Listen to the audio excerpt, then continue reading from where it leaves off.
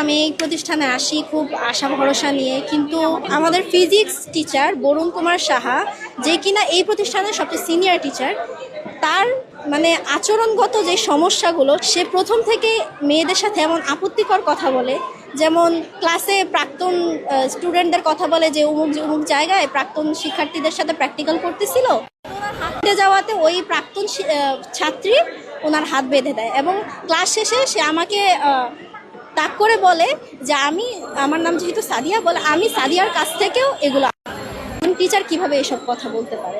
শুধু তাই না, শেষ সময়ে আমি যখন অ্যাপ্লিকেশন করি, এর আগের যে ঘটনাটা, সে আমাকে বলে এরকমই যে প্রাক্তন ছাত্রীকে নিয়ে কথা বলতেছিল, সে তার ওয়েস্টার্ন ড্রেসে দেখে। তো তিনি আমাকে এসে বলে, আমি যদি 20 বছর পরে তোমাকে টাইট জিন্স আর টপসে দেখি, আমি তো তোমাকে চিনতেই পারবো না। এটা কোন ধরনের কথা হলো? একজন শিক্ষকের মুখে কি এসব কথা মানায়? আমি যখন প্রশাসনকে জানাই বিষয়গুলো, তখন প্রশাসন বলে যে আমরা একটা তদন্ত কমিটি গঠন করেছি, আমরা এটার কথা বলতেছি, কিন্তু দেখা যায় ওরা বাস্তবে কোনো।